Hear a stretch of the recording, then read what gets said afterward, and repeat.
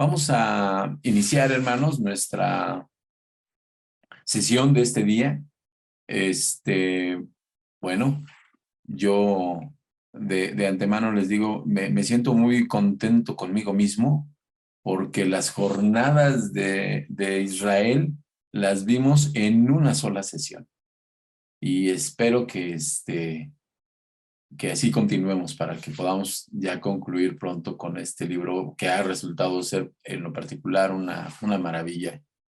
Hermanos, nada más haciendo un pequeño recuento, veíamos que hay diferentes tipos de interpretación acerca de estas jornadas y lo que no les comenté en la ocasión anterior es que hay estudiosos, teólogos que nosotros contábamos la vez pasada. ¿Se acuerdan? Un ejercicio entre mi hermana Sarita, mi hermana Becky, mi hermano Iván, mi hermana Betty, y algunos de ustedes que participaban.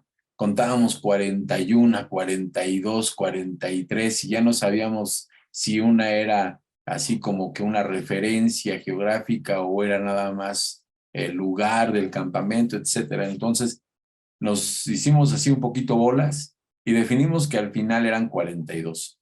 Bueno, hay teólogos, hay expertos que dicen que son 40 jornadas. Ellos cuentan 40. Yo, por más que quiero hacer cuentas para que sean 40 y cerrarlo en 40, no me cierran.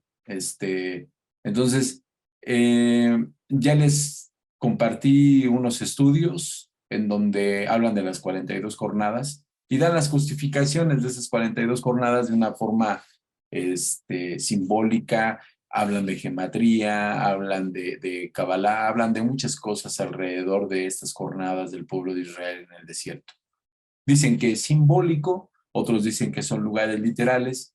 Eso es un misterio, pero al final y al cabo es una enseñanza para nosotros. En este día, hermanos, vamos a continuar con el capítulo 33. Pero en el capítulo 33, la parte que sigue, ahora son los límites y la repartición de Canaán. Les voy a hacer una pregunta un poco burda, hermanos, y espero que disculpen mi comparativo. ¿Han oído ustedes el refrán que dicen, todavía no tiene la vaca, ya quieren repartirse el queso? Bueno, en esta porción bíblica, aparentemente, ese refrán que para nosotros luego es muy común, al parecer se da por sentado. Y ahorita vamos a ver por qué. Entonces, voy a pedirle a mi hermana Becky si nos puede hacer favor de ayudarnos con la lectura. Acuérdense que se ha convertido mi hermana Becky en la voz oficial del libro de los números. Sí, enseguida. ¿La letra está ahí de buen tamaño, mi hermana Becky? Sí, muy bien. Gracias.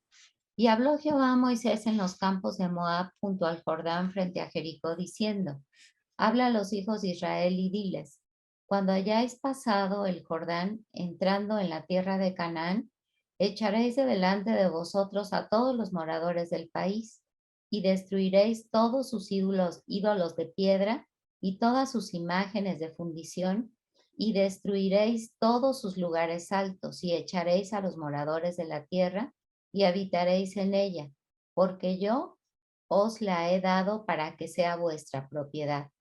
Y heredaréis la tierra por sorteo por vuestras familias. A los muchos daréis mucho por herencia, y a los pocos daréis menos por herencia.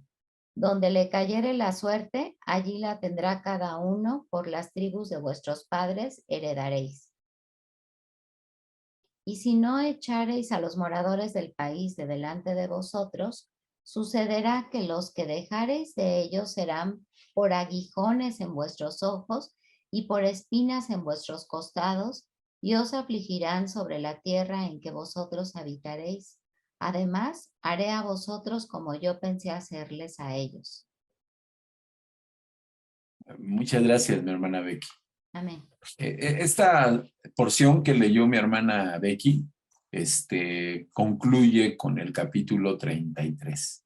Y vamos a hacer un rápido análisis de esta parte para pasar al capítulo 34. Fíjense que aparentemente las instrucciones parecen muy sencillas, pero resulta que esto no es nada fácil, porque las instrucciones, nosotros conocemos la historia. El pueblo de Israel no cumplió las instrucciones que Dios le dio. Y terminó cumpliéndose de una manera profética las palabras de nuestro Dios, no para heredar solamente la tierra, sino se convirtieron en aguijones para el pueblo de Israel, los habitantes y las costumbres que permitieron que se quedaran.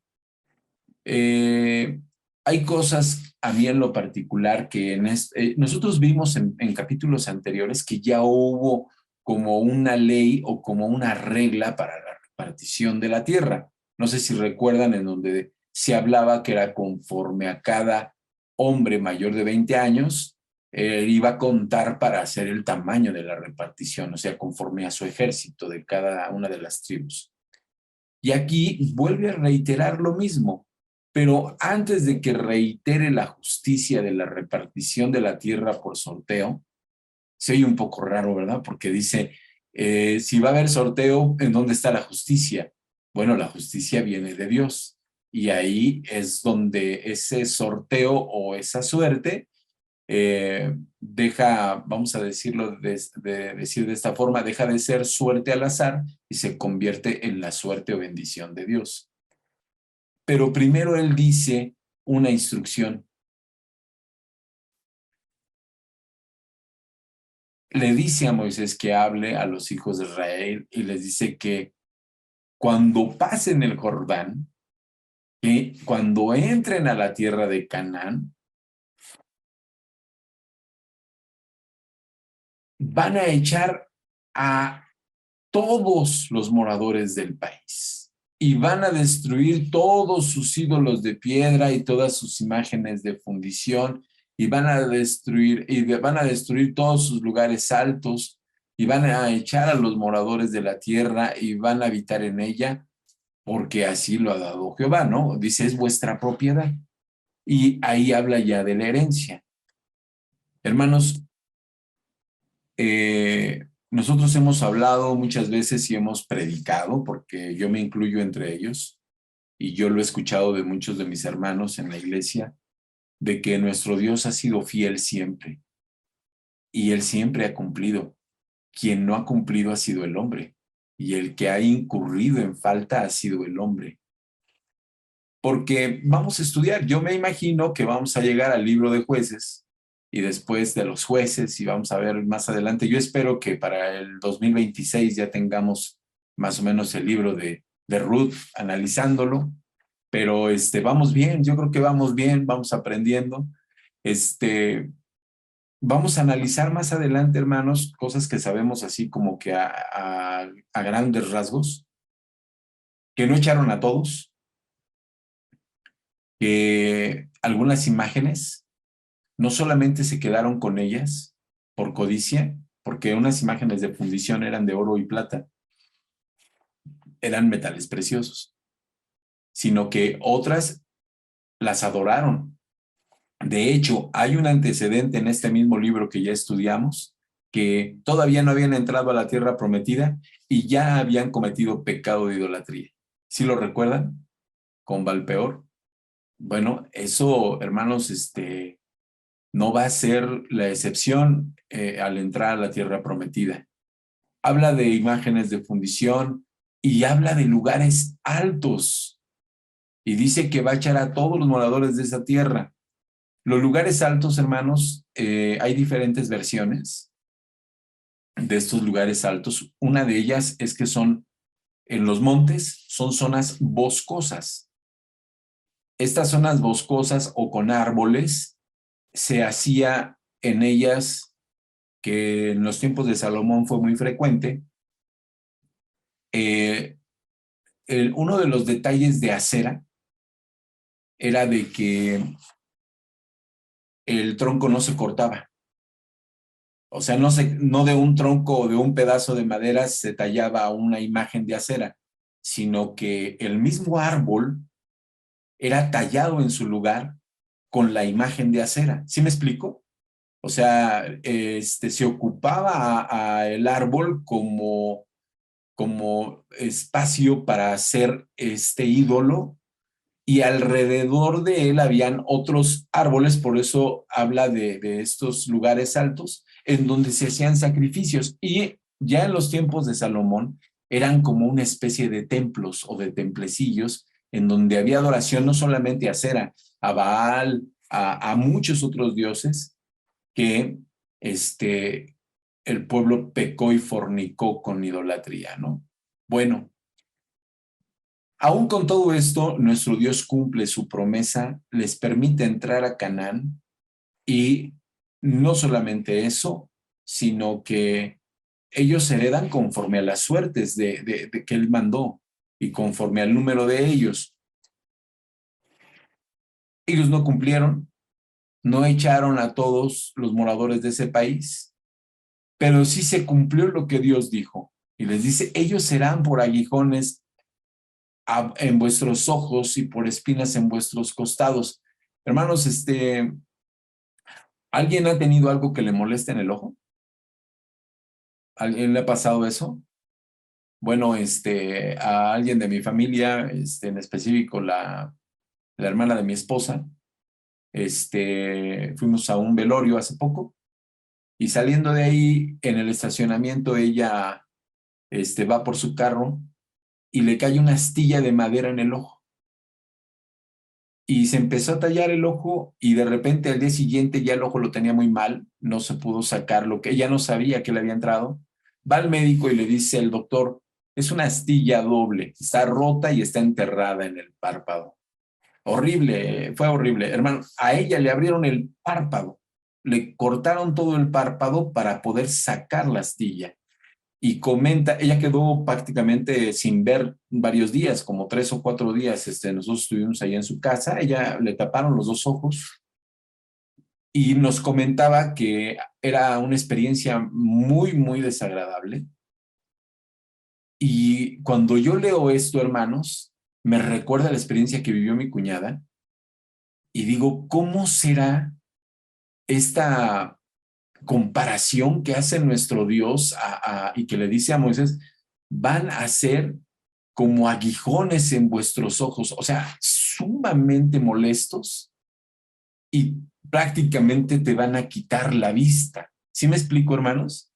O sea, cuando usted tiene algo en el ojo, no quiere ni abrirlo porque le molesta. Entonces, esos aguijones, esas espinas en los ojos, ¿qué hacen con nosotros? Nos ciegan, hermanos. Entonces, dice Dios, si tú permites esto, vas a quedar cegado por esta idolatría, por este pecado que vas a cometer. Pero no solamente eso, sino que va a ser una espina en tu costado. A mí nunca me han enterrado una espina en el costado, hermanos, ¿no? Yo no tengo esa experiencia, ni sé de alguien que le haya pasado, pero sí me ha pasado que traigo a veces en el zapato una piedra, y es muy molesto. Y yo digo, imagínense que tengan ustedes enterrado algo en el costado. Una de las experiencias que yo he tenido, porque ya actualmente no tengo vesícula, el dolor de vesícula, hermanos, es horrible.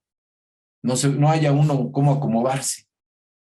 Entonces me imagino que esta espina en el costado es algo parecido a un dolor de vesícula en donde es insoportable. Mi hermana Becky, mi hermano Iván. Una uña enterrada, hermano. Sí, hermano. Sí, bueno, es todo. No, el comparativo es muy bueno, hermano. Una uña enterrada, yo creo que a la mayoría de nosotros nos ha pasado, ¿no?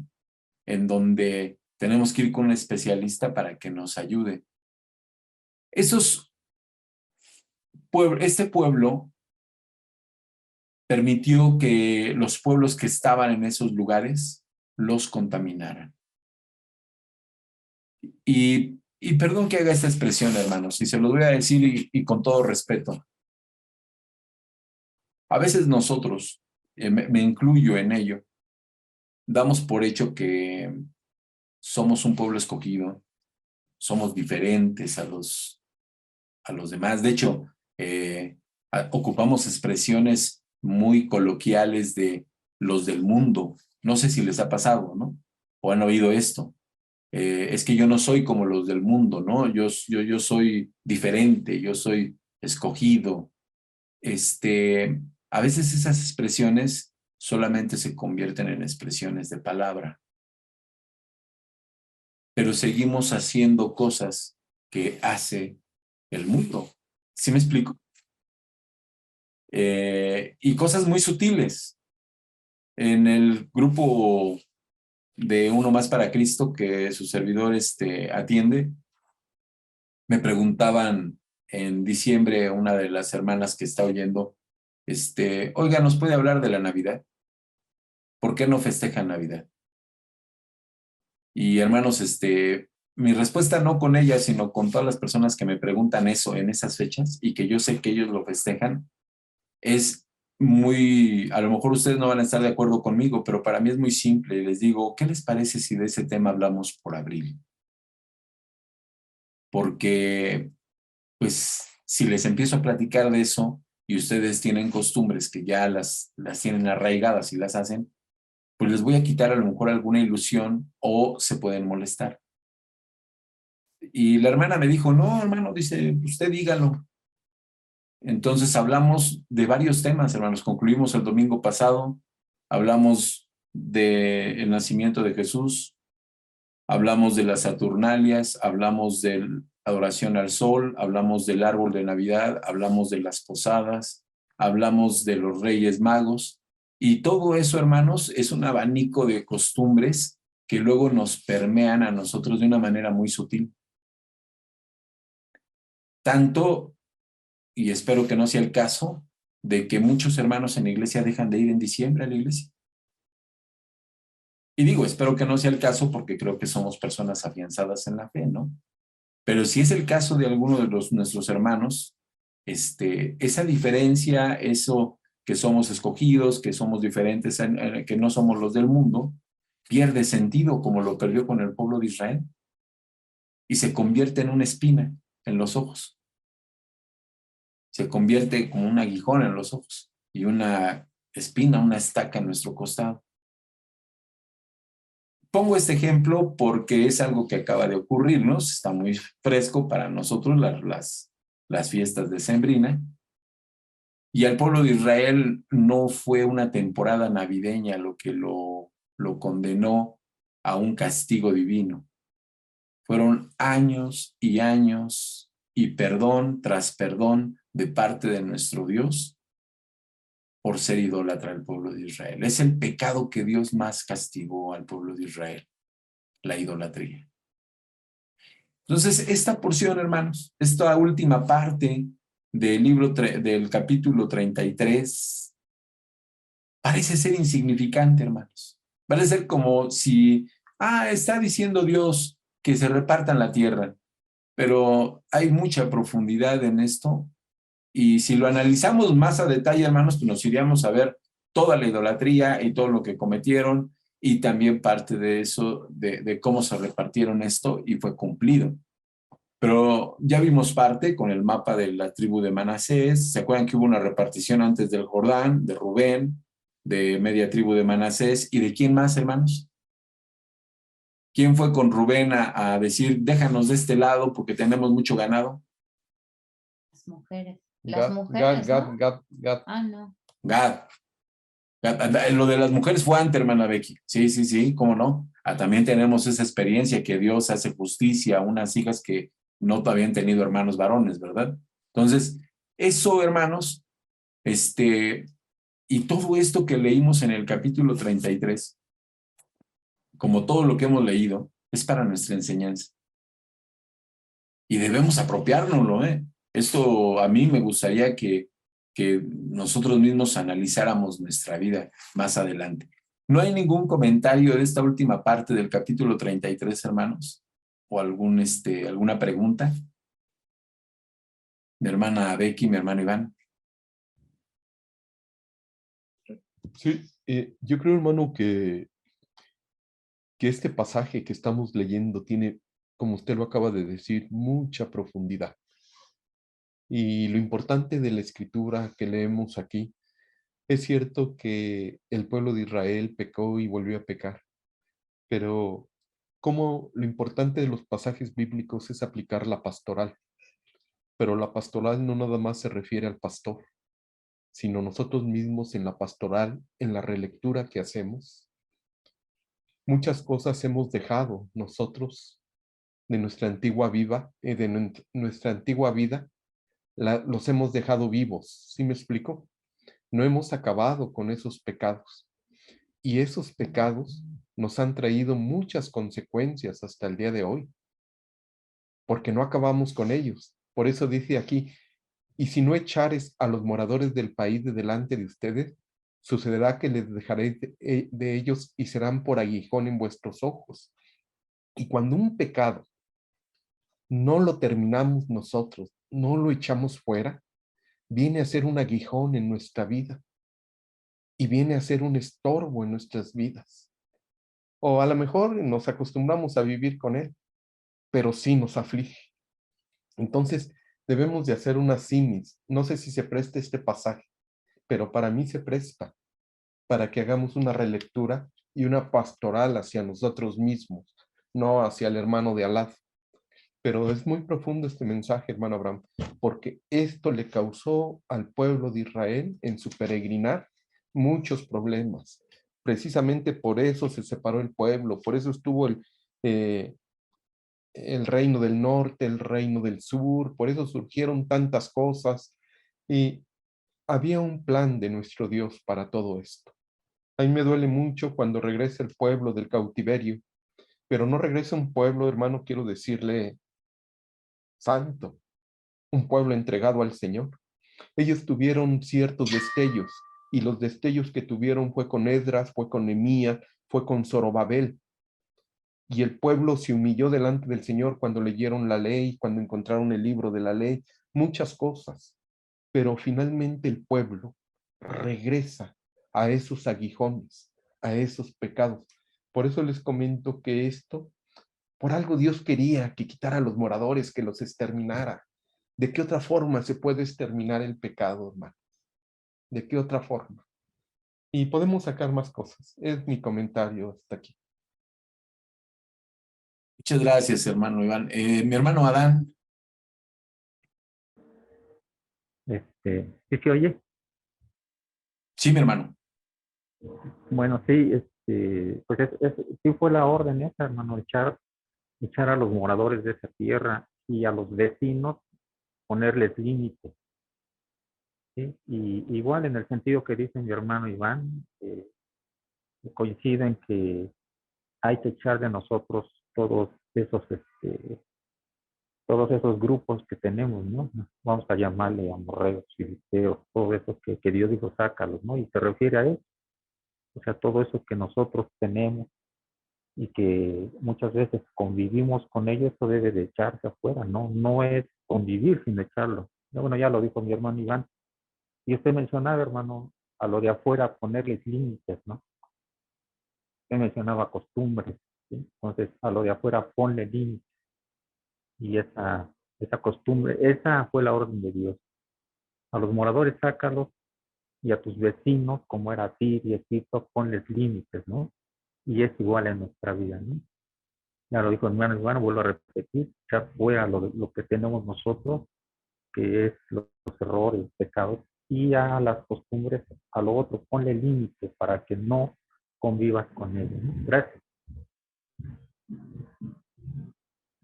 A ti, mi hermano Adán, muchas gracias.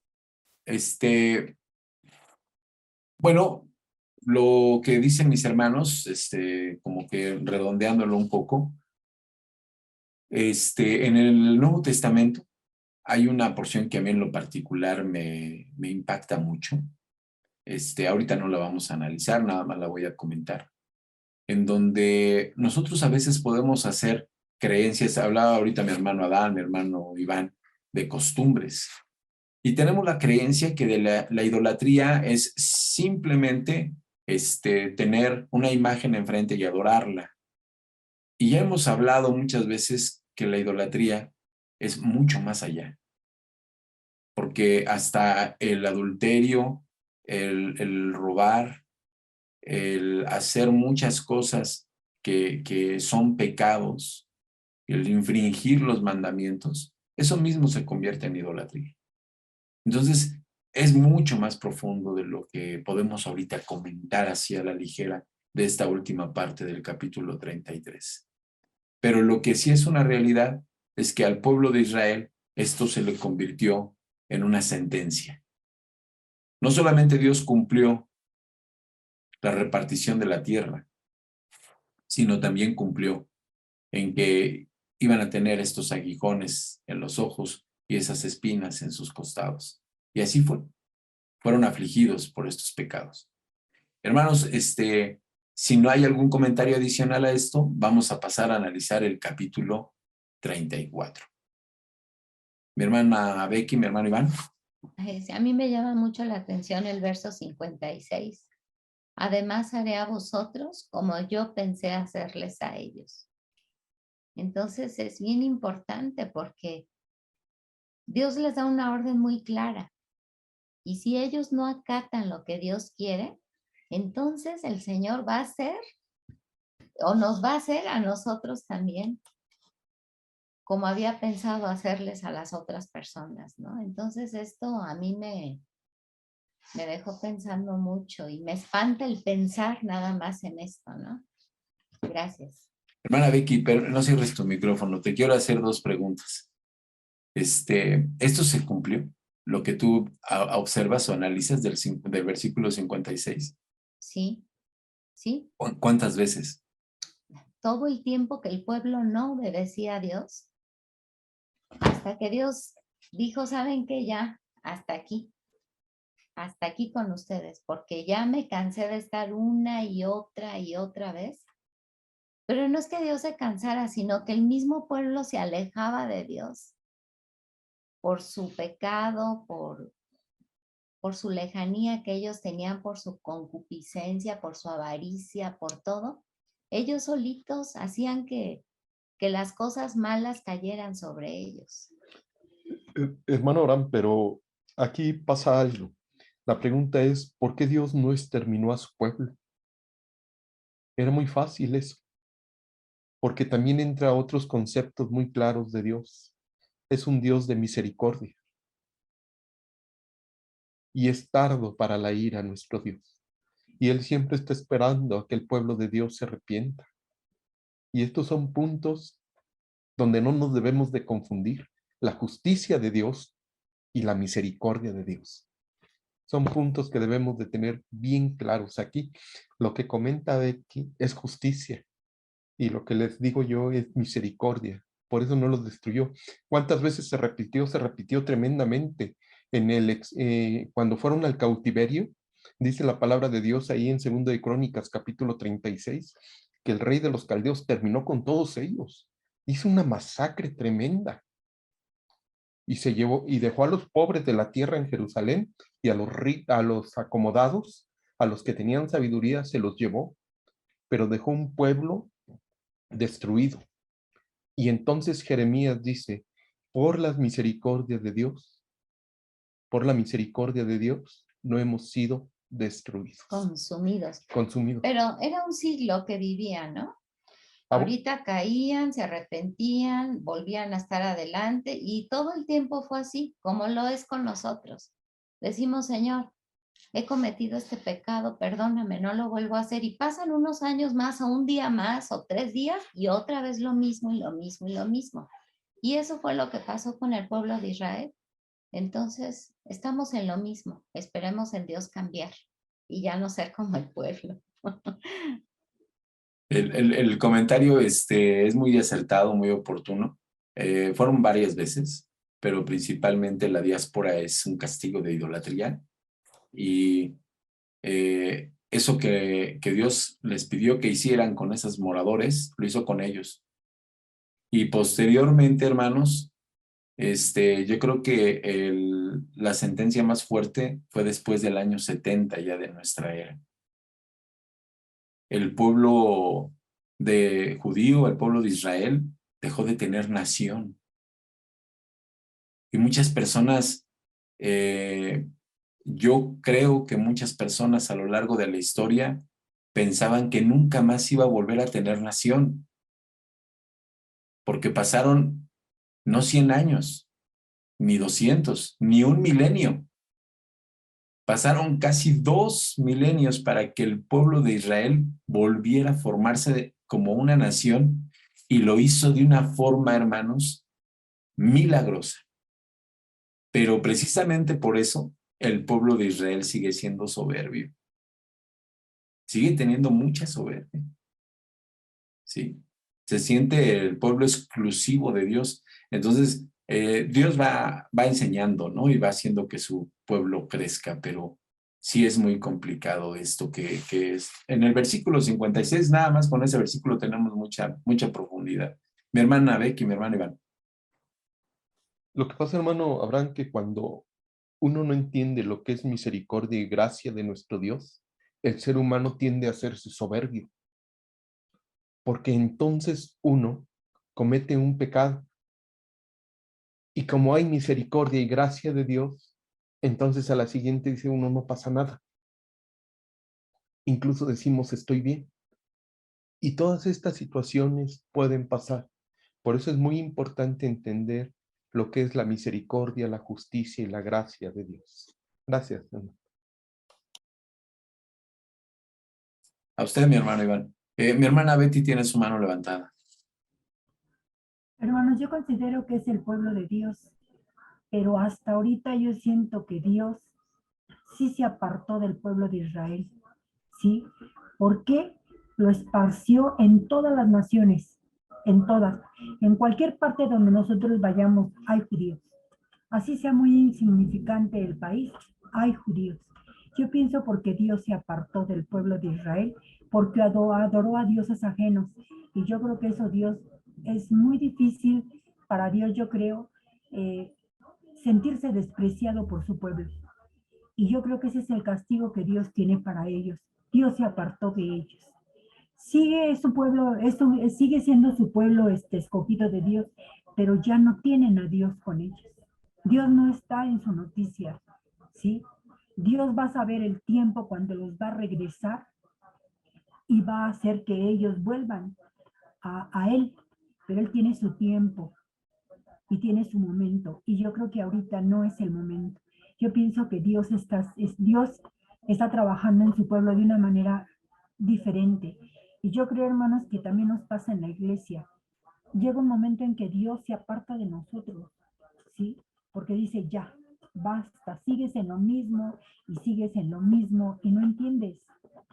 Entonces Dios se aparta también de nosotros, aunque muchas veces decimos, Dios está conmigo, Dios es conmigo, Dios me bendice. Sí, si Dios no tuviera, como dice el hermano Iván, esa misericordia, seríamos consumidos totalmente. Todavía le queda algo de Dios de misericordia hacia nosotros. Pero si nosotros no tomamos esa oportunidad que Él nos da, pues Dios está apartado de nosotros. Yo es lo que considero, hermano. Y es el momento ahorita de reconciliar, de retomar muchas cosas que hemos hecho mal, volver a hacerlas bien delante de Dios, para que esa misericordia no se aparte de nosotros. Es mi comentario, hermanos. Gracias, Betty. Vamos a pasar, hermanos, al análisis del capítulo 34. Bueno, en este capítulo 34 nos vamos a encontrar también con algo muy interesante. Y si me pudiera ayudar mi hermana Becky a leer esta parte del 34, se lo agradecería. Sí, dice, y Jehová habló a Moisés diciendo, manda a los hijos de Israel y diles, cuando hayáis entrado en la tierra de Canaán, esto es la tierra que os ha de caer en herencia, la tierra de Canaán según sus límites, tendréis al lado del sur desde el desierto de Sin hasta la frontera de Edom, y será el límite del sur al extremo del mar Salado hacia el oriente. Este límite os irá rodeado desde el sur hasta la subida de Acrabim, y pasará hasta Sin y se extenderá del sur a Cades Barnea y continuará a Hazar Adar y pasará hasta Asmón Rodeará este límite desde Asmón hasta el torrente de Egipto y sus remates serán al occidente. Y el límite occidental será el mar grande. Este límite será el límite occidental. El límite del norte será este, desde el mar grande trazaréis al monte de Hor.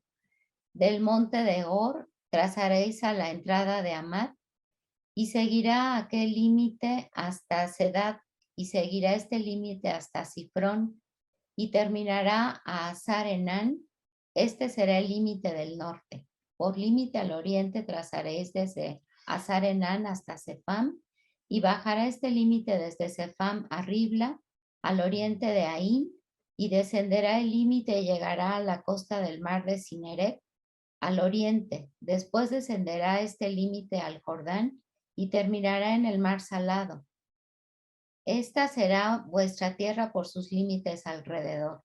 Y mandó Moisés a los hijos de Israel diciendo, esta es la tierra que se os repartirán en heredades por sorteo, que mandó Jehová que diese a las 9 tribus y a la media tribu.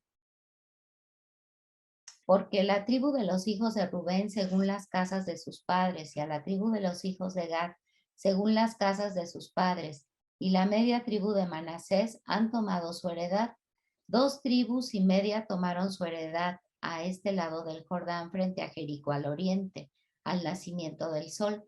Y habló Jehová a Moisés diciendo, estos son los nombres de los varones que os repartirán la tierra. El sacerdote Eleazar y Josué, hijo de Nun. Tomaréis también de cada tribu un príncipe para dar la posesión de la tierra. Y estos son los nombres de los varones de la tribu de Judá. Caleb, hijo de Jefone, de la tribu de los hijos de Simeón. Semuel, hijo de Amiud, de la tribu de Benjamín.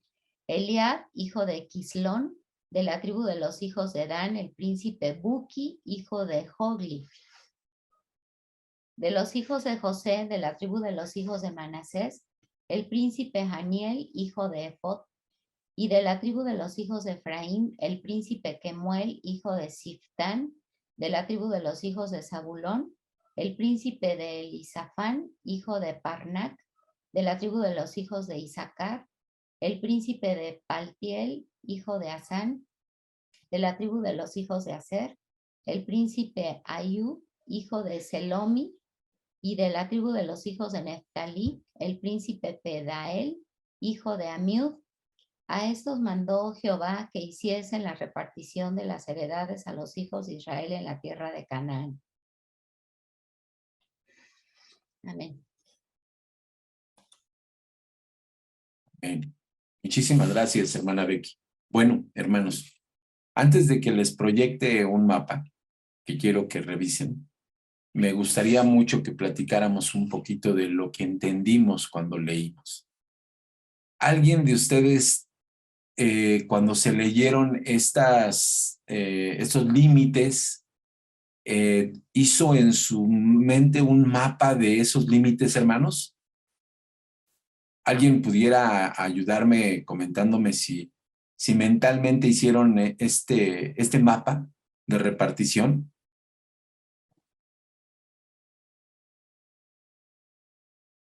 ¿No?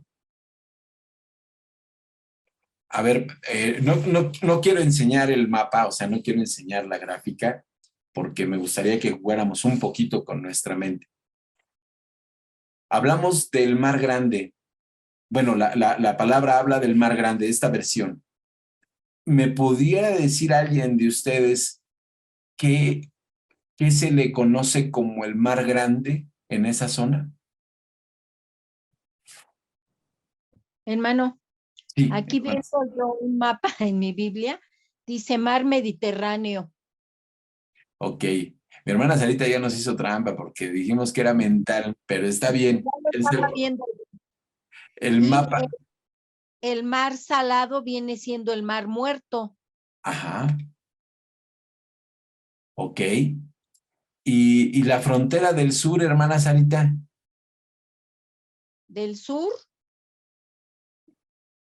estoy viendo aquí el mapa.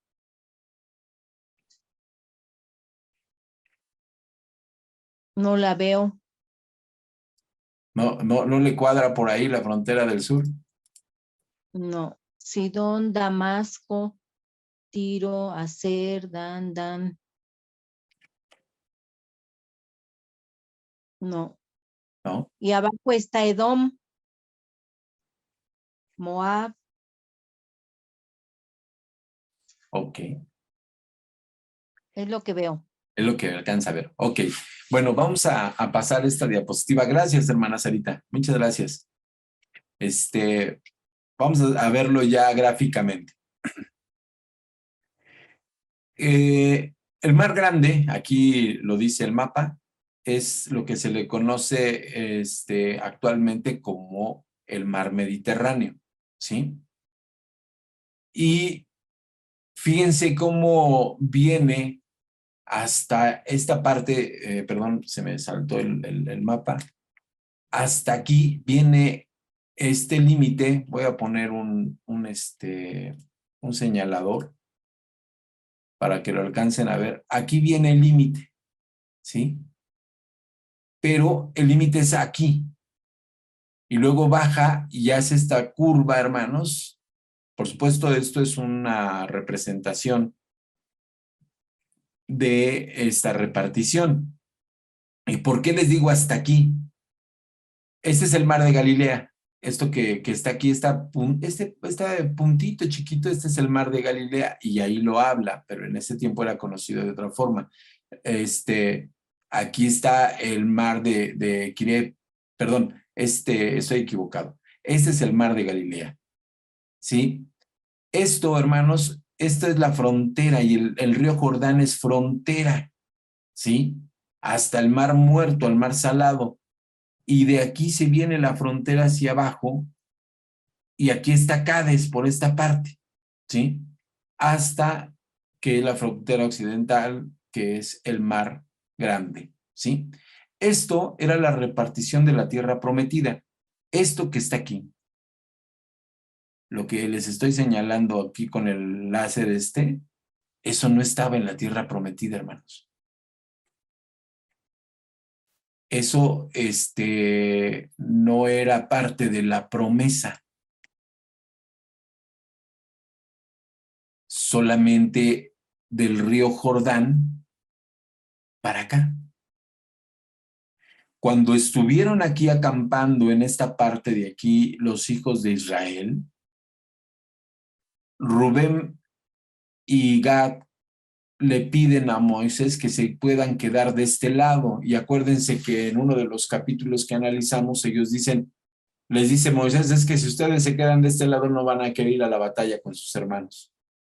Y hacen una promesa, ¿sí lo recuerdan?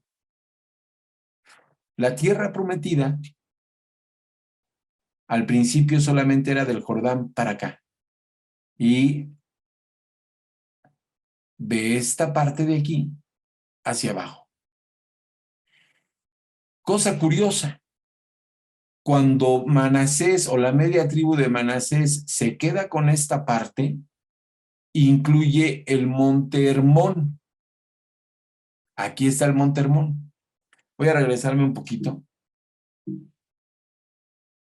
para que lo veamos más de cerca. Bueno, aquí recorté un poco el mapa. Este es el río Jordán, hermanos, el mar Salado y este es el mar de Galilea.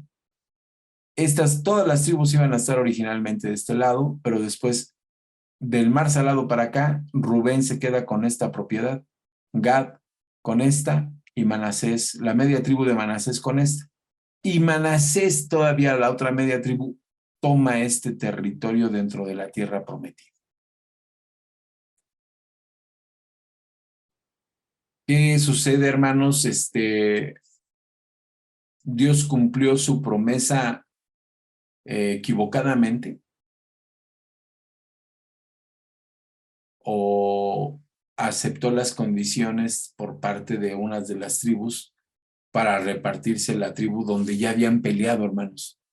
¿Sí recuerdan que hubo una guerra antes de pasar el Jordán, en donde vencieron a unos pueblos que estaban en donde después se queda Rubén y se queda Manasés, Gad y Manasés.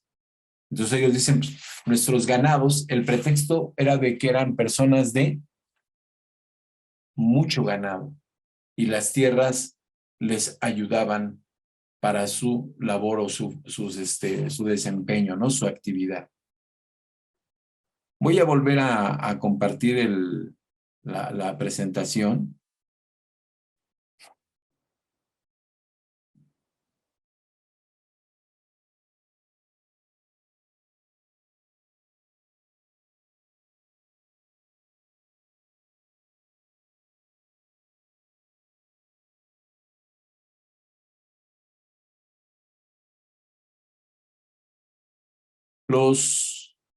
La forma en la que se hace la repartición, hermanos, es justa, pero hay algo que a mí en lo particular me llama muchísimo la atención. El comentario de mi hermana Becky del capítulo anterior al final dijo o nos da luz un poquito para esto. Este territorio que actualmente conocemos, no le pertenece todo a Israel. Donde está la repartición de la tierra de Rubén, donde está la repartición de la tierra de Gad y Manasés, la media tribu de Manasés, eso ya no es de Israel. Eso no se recuperó. La primera explicación que yo me doy es que no estaba dentro del proyecto original de la tierra prometida. Pero no conforme con eso, actualmente vamos a hablar del territorio de Israel. El mismo Jerusalén, hermanos, está dividido. Una parte de Jerusalén le toca al pueblo de Israel y otra parte le toca al pueblo árabe, ¿sí? Y hay una lucha de poderes muy, pero muy estrecha. Hay lugares que pertenecen a los árabes y hay lugares que le pertenecen a los judíos y las fronteras se convierten en algo muy difícil de entender a menos de que se viva ahí. Y no es un lugar actualmente que es todo ese mapa que les mostré, pero sí tiene mucho que ver con la relación de ese territorio. De la última diáspora, al regreso por medio del sionismo, la recuperación del territorio y del país que se reconozca como nación Israel, también es un proyecto profético y que fue digno de estudio y ha sido digno de estudio de muchísimas personas. Pero Dios repartió todo esto desde que llegó Moisés enfrente de Jericó antes de que cruzara el Jordán. Y sigue Dios cumpliendo su promesa con este pueblo que ha sido infiel. Una de las grandes enseñanzas que yo veo en este capítulo, hermanos, es la fidelidad de nuestro Dios. Que aún con todo lo que ha hecho el pueblo de Israel, sigue teniéndoles consideraciones por sus promesas. Porque Dios no miente. Y si Dios le prometió a Abraham que eso iba a ser para sus hijos, se lo cumple. Y se lo cumplió. Y se lo va a seguir cumpliendo. Me voy a quedar aquí, hermanos, hasta el capítulo 34. No sé si alguien de ustedes tenga algún comentario o tenga alguna pregunta que hacernos con respecto de esto que acabamos de leer.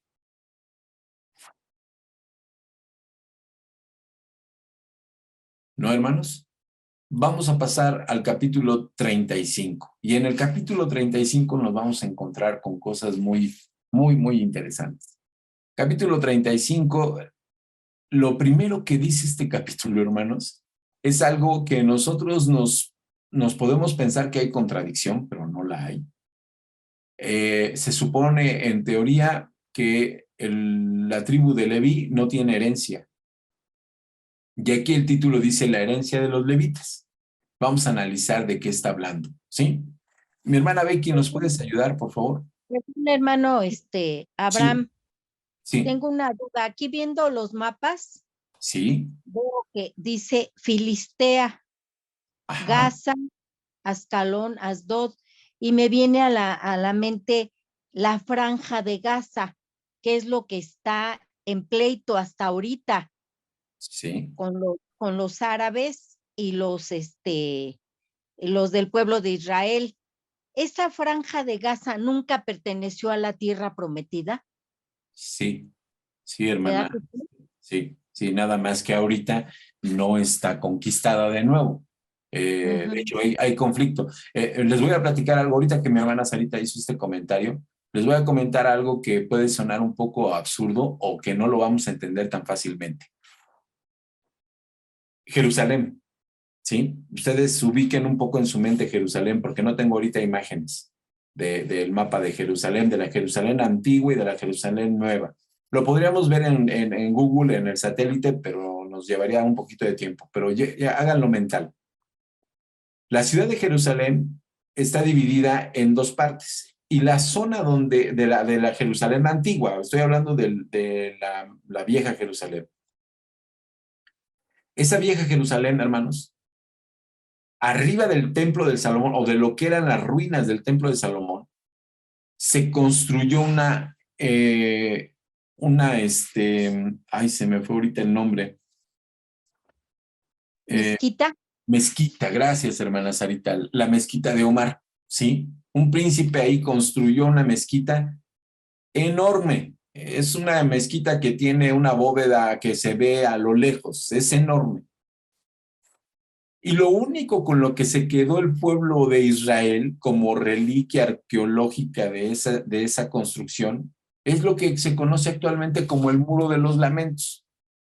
Hermana Sarita, parte de esa franja, de esa litoral que hace esta división de lo que era el templo, es parte de la Franja de Gaza. Y yo no creo que se solucione fácil. Va a haber una guerra. Ujú. Sí, porque aquí sube hasta Jerusalén, Betel y llega hasta Jope, Sí, todo ese territorio. sí, sí. Un amigo Ujú. mío fue a Jerusalén y regresó muy decepcionado porque me comenta que en todos los lugares en donde él pensaba que iba a haber un paisaje, como en la época del Señor Jesús, él llevaba una idea muy romántica de Jerusalén, hermanos. Él pensaba que iba a ver el Monte de los Olivos como lo tenía el Señor Jesús, ¿no? O como lo pudo haber visto el Señor Jesús. Han pasado más de 2000 años, hermanos. Entonces eso es imposible. Dice que en todos los lugares en donde se supone que sucedió un milagro de Jesucristo o de sus seguidores, hay una capilla o hay una iglesia, hermanos. Y todo está infestado de iglesias, porque se han dividido el territorio de Israel y de Jerusalén y de muchas zonas alrededores entre musulmanes, católicos y judíos. Entonces es una como rebatinga, hermano, se convierte en un mercado. Y acuérdense que Jerusalén ha sido una ciudad muy codiciada, siempre fue sitiada, siempre quiso ser conquistada. Entonces, lo que comenta mi hermana Sarita actualmente sigue siendo un conflicto, la Franja de Gaza, y siguen habiendo muertos, y van a seguir. Mi hermano Iván, mi hermana Becky. Sí, hermano Abraham.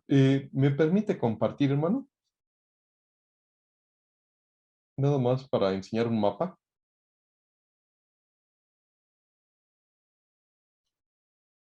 Ya, hermano. Sí. Bueno, parece que ahí lo están viendo, ¿verdad? Sí. Miren, de lo que habla el hermano Abraham, la hermana Sarita, aquí donde tengo el cursor, no sé si se alcance a ver el cursor donde lo estoy moviendo. ¿Sí? Sí. Es la franja de Gaza. Y lo que está hablando el hermano Abraham, aquí está todo Israel, hermanos. Pero aquí dentro de Israel hay hay un país, hasta donde entiendo, si me ayudan, es Cisjordania, ¿sí? Está aquí adentro. Pero esta zona es la que lleva un conflicto tremendo que dice el hermano Abraham, que es y la hermana Sarita lo que comenta es la Franja de Gaza. No sé si quieran comentar algo más, hermanos. Está pegado a Egipto, aquí está Egipto, y después viene lo que es la Franja de Gaza, que se extiende por todo esto. Aquí está el mapa, hermano, no sé si lo quería ver, aquí está el mar Mediterráneo, lo que comentamos. Muchas gracias, hermano Iván. Hermana Sarita, no sé si esto coincide con el mapa que usted tiene. Sí, algo, hermano. Es que yo me quedé con esa duda porque en ocasión me dijo Eric, mi sobrino,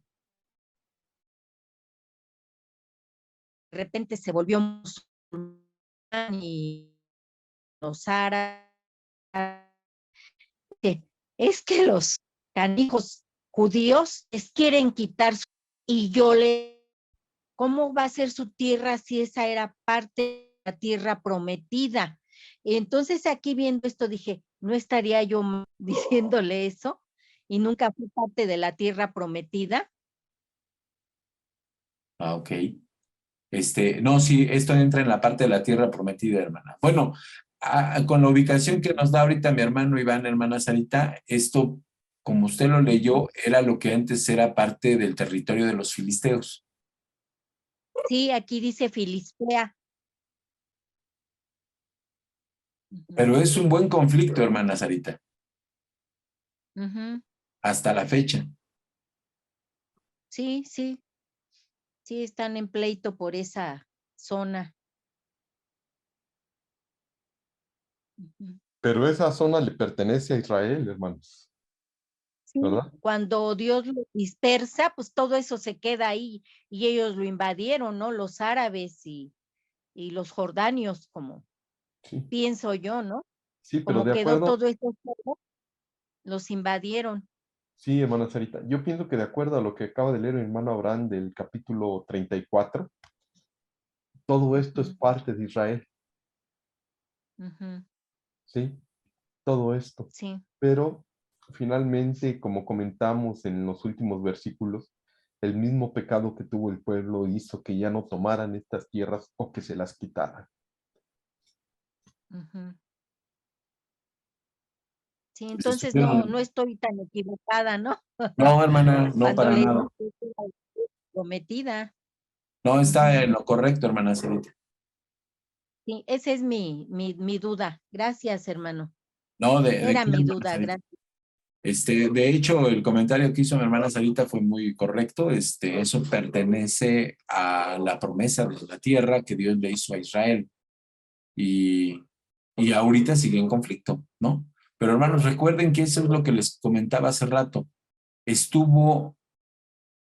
Israel no tuvo control de ese territorio por casi 2000 años.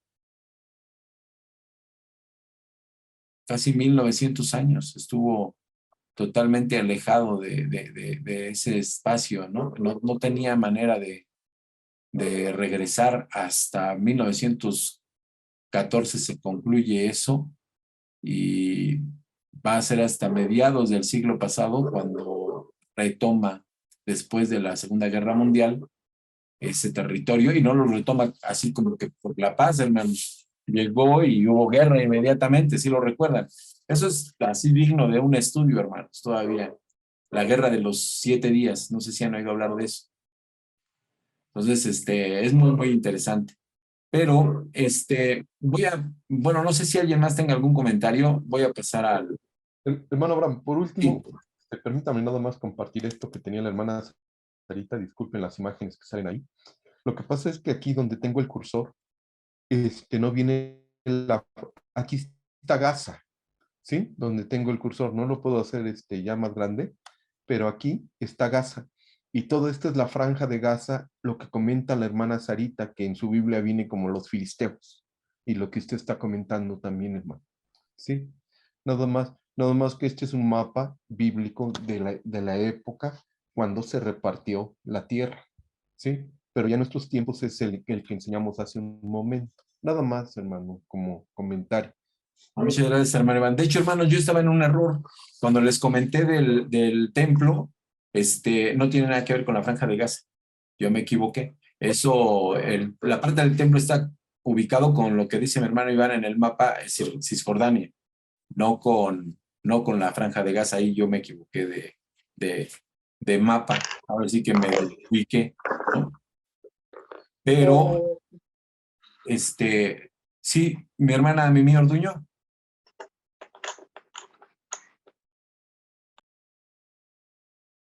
Yo pensé que iba a hacernos algún comentario. Bueno, si me permiten, vamos a entrar al capítulo 35. Y yo creo que nada más nos vamos a quedar hasta esta parte, hermanos, de la herencia de los levitas. Y le voy a pedir a mi hermana Becky si nos puede ayudar a leer esta parte, por favor. Sí. Habló Jehová a Moisés en los campos de Moab junto al Jordán frente a Jericó, diciendo: Manda a los hijos de Israel que den a los levitas de la posesión de su heredad ciudades en que habiten. También daréis a los levitas los ejidos de esas ciudades alrededor de ellas, y tendrán ellos las ciudades para habitar, y los ejidos de ellas serán para sus animales, para sus ganados y para todas sus bestias. Y los ejidos de las ciudades que daréis a los levitas serán 1000 codos alrededor, desde el muro de la ciudad para afuera.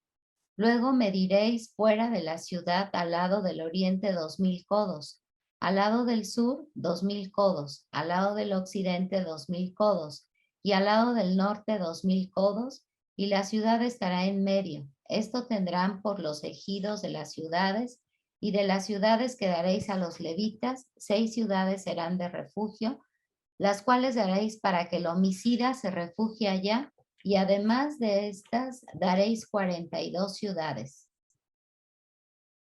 Todas las ciudades que daréis a los levitas serán 48 ciudades con sus ejidos. Y en cuanto a las ciudades que daréis de la heredad de los hijos de Israel, del que tiene mucho tomaréis mucho, y del que tiene poco tomaréis poco. Cada uno dará de sus ciudades a los levitas según la posesión que heredará. Ciudades de refugio. Vamos a detener perdón, hermana, nos vamos a detener en esto nada más. Fíjense, aquí hay varias cosas que podemos analizar si lo queremos ver un poquito a detalle. Primero, antes que nada, sí hay heredad para los levitas. No es un territorio porque va a ser repartido en todas las tribus. O sea, los levitas se iban a repartir en todas las tribus de Israel. Y en las ciudades habla primero de 42 y luego habla de 6, ¿sí?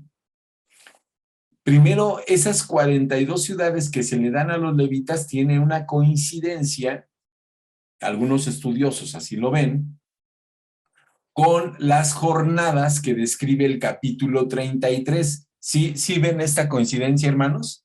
Son 42 jornadas que describe el capítulo 33 que hace el pueblo de Israel en el desierto. Son 42 ciudades que tienen los levitas. Y luego hay 6 ciudades que van a administrar los levitas, que son las ciudades de refugio para aquel que cometa homicidio. Pero estas ciudades que van estas propiedades que van a tener los levitas, hermanos, tienen dimensiones, ¿sí? Si nosotros hablamos de dimensiones, hablamos de 1000 codos, hermanos, y de 2000 codos. ¿Cuánto son 1000 codos, hermanos? ¿Cuánto mide un codo? Más o menos medio metro, ¿no? 40 y tantos centímetros, ¿no? Fíjense que lo dice ahorita mi hermana Sarita y eso me gusta, que más o menos tenemos una medida, pero fíjense que hay codos largos y codos cortos. Eso me llevé la sorpresa cuando estábamos en los varones estudiando un tema. Hay medidas de acuerdo a los tiempos de codos largos y codos cortos, de las varas largas, varas medias, varas cortas. Entonces esas medidas pueden cambiar, pero dice mi hermana Sarita algo muy coherente, muy correcto. Había codos dentro de 55, 45 centímetros, vamos a hablar de una media, son 50 centímetros. Entonces, si hablamos de un codo y dice aquí 1000 codos, ¿cuántos metros creen que sean? Aproximadamente. 500. 500 metros. Y luego, por el otro lado, 2000, son 1000 metros, ¿no? Y resulta que se hace como un trapecio irregular, ¿sí? Porque son 2000, 2000, 2000 y 1000, ¿no? Entonces es un terreno irregular que va a tener alrededor de la ciudad, pero resulta que hay personas, hermanos, que dicen que no es un predio irregular, sino que es la periferia de la ciudad, que era donde tenían que vivir los levitas. Y suena como congruente, ¿no? Hablar de esto. A mí me parece como lógico, porque si fuera un predio, hermanos, estamos hablando de menos de ¿qué les gusta? Como de casi una hectárea, ¿no? No es muy grande para una ciudad. Entonces hay estudiosos que dicen que son 2000 codos desde el límite de la barda de la ciudad, porque eran ciudades que estaban fortificadas, afuera de la ciudad, dice, alrededor de la ciudad van a estar los ejidos. Entonces, de la ciudad hacia afuera iban a ser 2000 codos y luego otros 2000, y era como si estuviera rodeada la ciudad. Pero del frente, por lo regular siempre del frente, habla de 1000 codos, no de 2000. Uno de los que analizan o estudian esta posibilidad da interpretación, bueno, dan muchas interpretaciones de esto, pero una de las interpretaciones que dan, hermanos, es que el que cuidaba esa ciudad era Dios, por medio de los levitas, que era el pueblo o la tribu escogida para servirle a Dios. Entonces, la confianza de esa ciudad no estaba en sus muros, sino estaba en Dios. No sé si me alcanzo a explicar, hermanos, de esta interpretación que leí. Esto, por supuesto que está para que lo analicemos, pero se me hace coherente. A mí me gustó la interpretación que leí de esta persona, en donde dice que de esas ciudades, de esas 42 ciudades,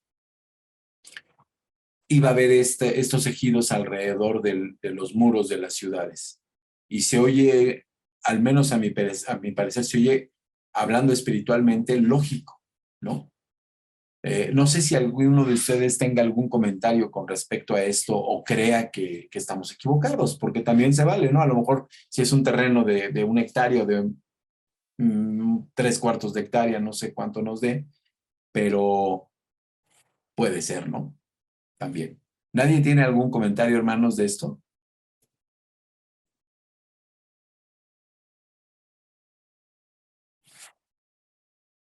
Bueno, voy a pasar a la siguiente parte. Los otros comentarios que se leen o que hay en los diferentes estudiosos o teólogos, habla de las 42 ciudades, como les decía, y de esas 42 ciudades las refieren con las 42 jornadas que dice el capítulo 33 de Números del pueblo de Israel en el desierto, y que es la compañía de Dios con el pueblo o con la tribu de Leví, que es una pertenencia, le pertenece el hombre a Dios. Acuérdense que en una de las presentaciones que les compartí, uno de estos predicadores habla del 6x7 y son 42. El 6 es el número del hombre, el 7 es el número de Dios, y multiplicado el 6x7 dice que es la combinación de la relación de Dios con el hombre. Esto es lo que hablábamos de lo que es la numerología, la gematría.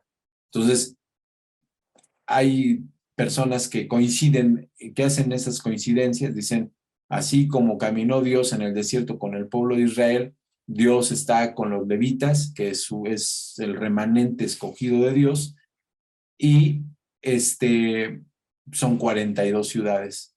Y cuando habla de 6 ciudades que van a administrar los levitas, que son para las ciudades de refugio, aquí en el versículo, déjenme ver, en esta parte, en el 6, dice que se le va a dar a los levitas 6 ciudades que serán de refugio, las cuales daréis para que el homicida se refugie allá, y además que de estas daréis 42 ciudades más, o sea, en total son 48, pero esas ciudades de refugio, hermano, esas 6 ciudades, no estaban a la periferia de otra ciudad, eran ciudades aisladas, ¿sí? En donde aquel que hubiera cometido, no era cualquier homicida,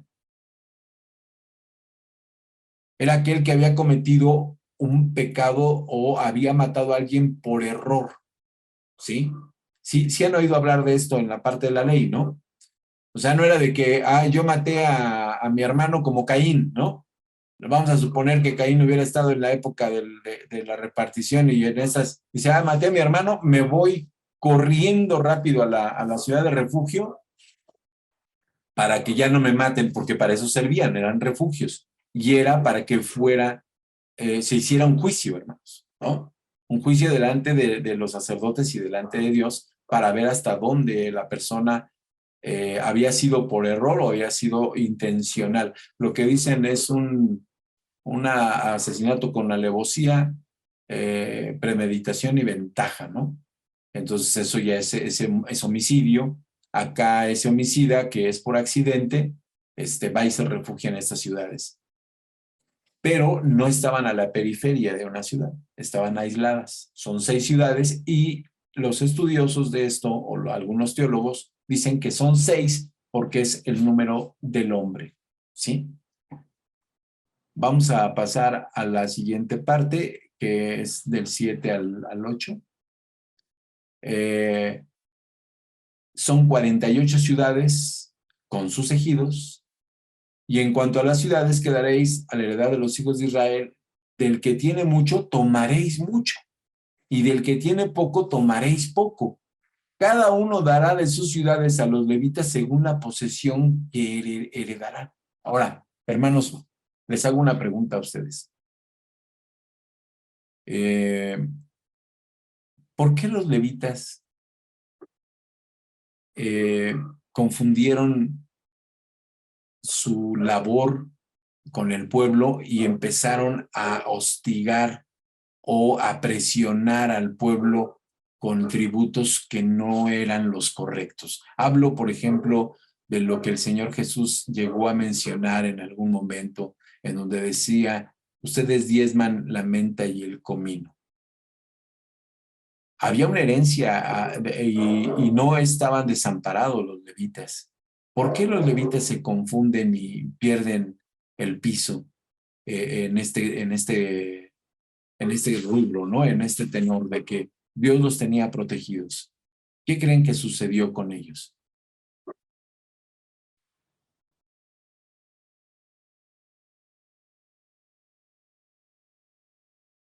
¿No hay ningún comentario de esto, hermanos?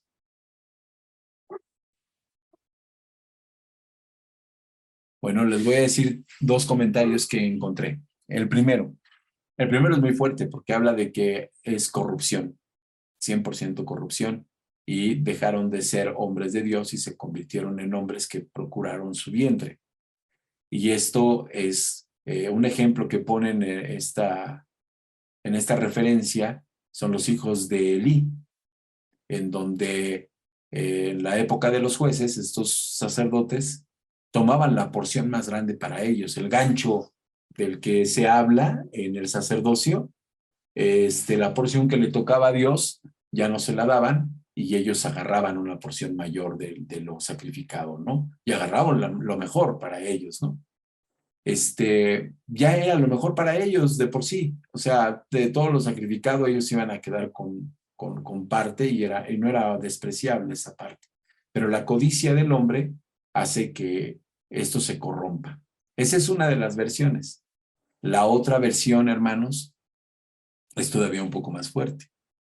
No solamente es codicia hacia lo material, sino también la codicia del poder. Y fue parte de lo que vino a ser el detonante para matar al Mesías.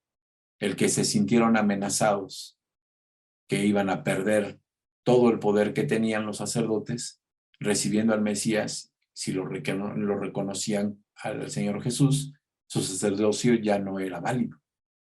Entonces ellos perderían todo. Y en ese momento ellos saben que lo van a perder, y desde antes ya estaban agravando al pueblo con los diezmos y con todo lo que tenían que darle, y el mismo pueblo aprendió a evadir impuestos para Dios, ¿sí? Y hasta la fecha, hermanos, hasta la fecha muchos de nosotros evadimos los diezmos, y no es nuevo, esto ya no es nuevo, esto ya es desde hace muchísimos años, desde que fue impuesto el diezmo por nuestro Dios para los levitas. Hasta la fecha nosotros ponemos 20,000 pretextos para no diezmar, ¿no? Entonces, esto no es nuevo, y también no es nuevo que los hombres destinados a Dios se puedan corromper. Pero hay una promesa de nuestro Dios, y el hombre que vive con estas promesas siempre va a recibir su recompensa justa por parte de Dios, o la recibe, ¿sí? Hermanos, no sé si exista algún comentario con lo que hemos visto de esta parte del capítulo 34. Mi hermana Becky, mi hermano Iván. Voy a hacer un comentario, hermano, por reflexionar. Me perdí, permítame. Por reflexionar en lo que estamos haciendo. Yo veo que la tribu de Rubén, de Gad, y la medio tribu de Manasés, era un pueblo rico en ganado, dice la palabra de Dios. Y ellos vieron que sus tierras eran buenas. Cuando se reparten las tierras, yo veo que también hay riqueza en el pueblo, hermano. La pregunta es, a ver cómo interpretan esto que les digo. La herencia más grande que tenían los levitas, dice, tu heredad va a ser Jehová. Esa era la herencia que tenían los levitas. Pero una pregunta, hermanos. Un levita no podía, permítanme decirles, ser rico, tener muchos bienes, o nada más la herencia era Jehová. Y de ahí debemos de partir, porque a veces consideramos al pastorado o al ministerio, es un punto de vista mío, como que ellos no tienen derecho a tener esas cosas. ¿Hasta dónde podemos llegar en nuestros comentarios? No sé si me explique, hermano Abraham. ¿Sí?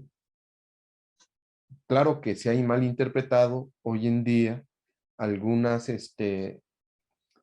religiones, pues muchos se han tomado de ahí, ¿verdad? Para hacerse millonarios, es decir, pues vamos a tomar y emiten muchas cosas, puede ser bueno, pero todo esto nos da pauta a muchas cosas. Hermano Iván, bueno, le acaba de poner el cascabel al gato, y por ahí dice un refrán, el que se lleva se aguanta. Yo le voy a dar mi punto de vista con lo que usted pregunta, hermano Iván.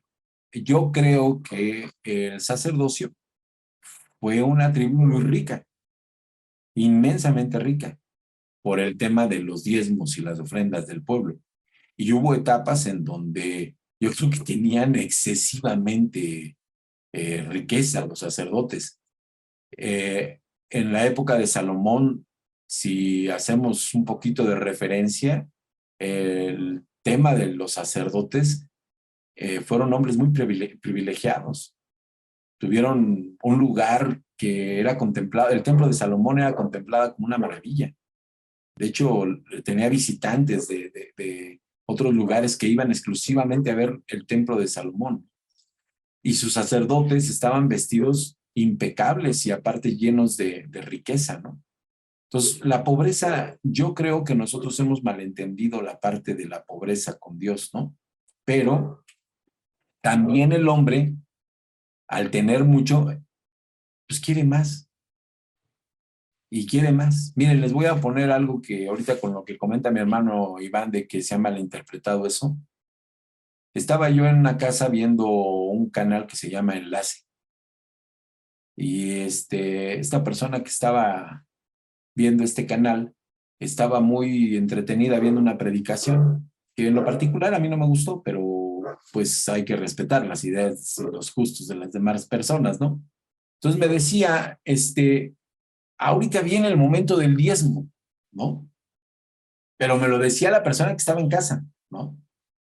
Y yo dije, ok, pues qué bueno, ¿no? Y el señor hizo un comentario que a mí me pareció totalmente absurdo. Y yo dije, yo no sé quién le puede hacer caso a este hombre, pero pues se atrevió a cosas muy, muy grandes. Dijo, hermanos, yo ya no puedo viajar en el avión que tengo. Ese avión que ustedes me dieron con sus diezmos y sus ofrendas, ya está, pues ya no está dando el servicio que deberíamos. Necesito comprarme un avión nuevo. Y el avión que ya tenemos en vista para comprarlo cuesta, creo que $1,200,000, ¿no? Algo así decía el señor Entonces necesito de sus diezmos. Ya está abierto aquí el canal para que ustedes depositen, ahí están las cuentas y vamos a ir viendo sus depósitos y no sé qué. Hermanos, en menos de media hora el señor juntó más de $1,000,000. Y si ustedes ven, este señor, yo hasta pensaba, ¿han visto a este señor que da los horóscopos, que el mercado se llama? Es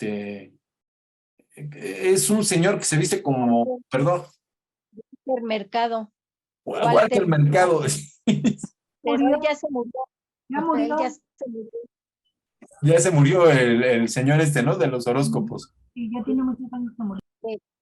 Pues el predicador se parecía a Walter Mercado, hermanos.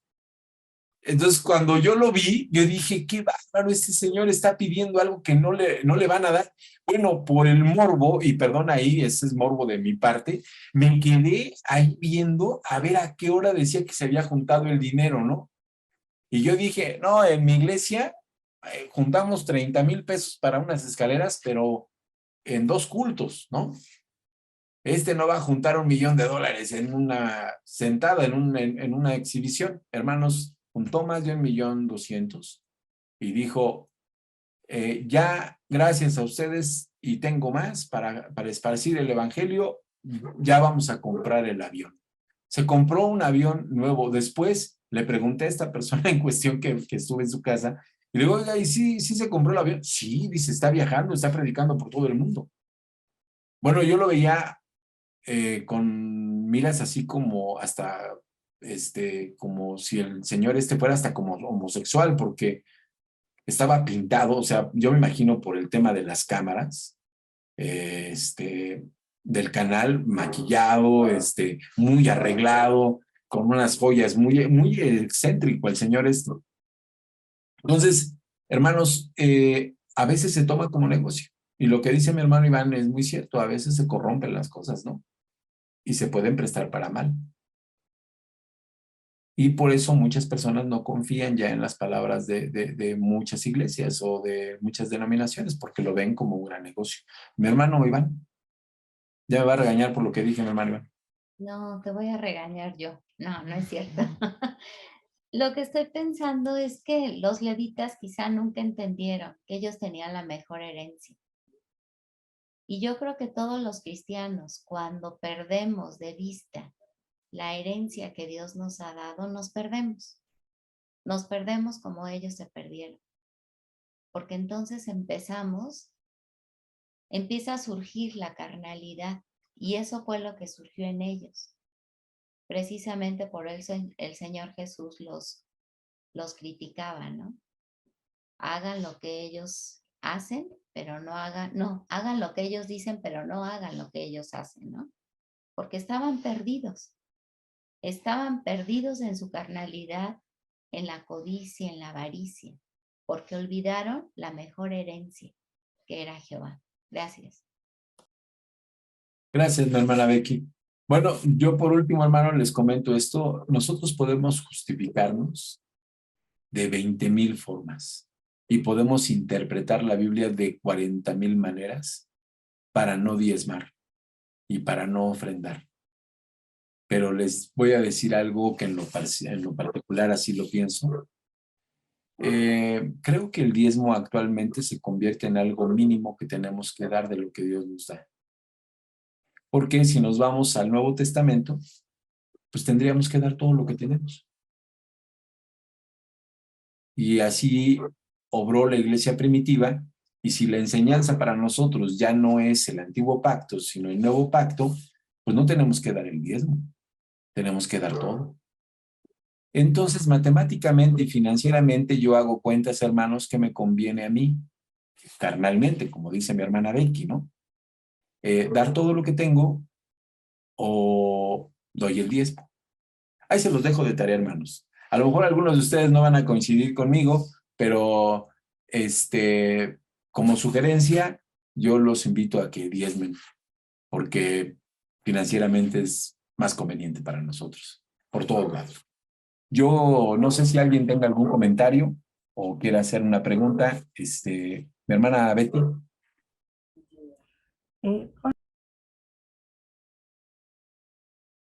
Cerraste tu micrófono, Betty. Lo poco que yo he leído sobre el sacerdocio levítico, no eran pobres, Abraham, ni los fariseos eran pobres, eran una de las sectas más ricas. O sea que los que servían a Dios no eran pobres, o sea, no tenían esa necesidad de falta de dinero, y los levitas tampoco. Ellos no se preocupaban por buscar el alimento, porque ellos tenían todo el grosor de la tierra, de los animales, de todo, era llevado para los sacerdotes. Ellos no se preocupaban si tenían comida o no tenían. Ellos ya de antemano, Dios se las proporcionaba. Las tribus le llevaban el alimento y todo lo que necesitaban ellos. O sea que yo no lo veo como una necesidad material, sino más bien ellos desobedecieron a Dios por la idolatría, porque el pueblo de Israel, en lo que hemos visto hasta ahorita, el pueblo fue idólatra, y lo que más Dios los castigó, los exterminó, fue por la idolatría, no por otro pecado, sino fue por la idolatría. Es lo que yo he visto, no sé si estoy equivocada, pero más que adulterio, robar, matar, todo eso, no era tan importante para Dios en ese momento cuando Él estaba guiando a su pueblo. Era la idolatría que el pueblo de Israel seguía a los pueblos donde ellos estaban cerca. Se convirtieron en idólatras, y al final del tiempo, Dios se apartó de ellos. O sea, ya no los cuidó como antes, por lo mismo, por la idolatría que tenía el pueblo de Israel hasta el día de hoy. Ese es mi comentario. Gracias. Gracias, Betty. Bueno, hermanos, nada más quiero recordarles algo para que no lo olvidemos. No todos los levitas eran sacerdotes.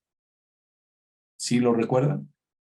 Había levitas que eran los responsables de trasladar el tabernáculo y tenían tareas, y los únicos que eran sacerdotes era la familia de Aarón, ¿sí? Entonces el sacerdocio estaba en la familia de Aarón. No todos los levitas eran sacerdotes, pero todos los levitas sí tenían esa posesión. Entonces tenemos que pensar también un poquito en eso, ¿no? Mi hermano Adán tiene su mano levantada. Sí, bueno, hemos hecho énfasis en la idolatría, y es cierto, pero también no hay que olvidar que el otro grande error fue la injusticia social, ¿sí? Que es lo que marcan los profetas menores cuando dice bendices a tu hermano por un par de zapatos. Entonces fueron dos cosas bien importantes en las que se falló, que fue hacia Dios la idolatría y hacia el prójimo la injusticia, ¿no? Hacia su hermano. Gracias. Gracias, mi hermano Adán. Fíjense, lo que ahorita comenta mi hermano Adán es muy importante, porque una de las funciones de los levitas o del sacerdocio en específico era el juzgar. ¿Sí? ¿Sí lo recuerdan?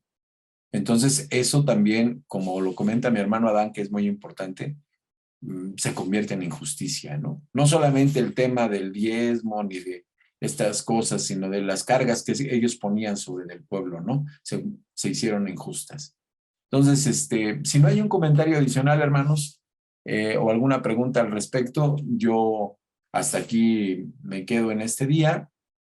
Estamos muy, muy cercanos ya a concluir el libro de Números. Entonces, si no hay alguna pregunta, algún comentario, le cedo el micrófono a mi hermano Iván. Dios les bendiga, hermanos, y gracias por su atención.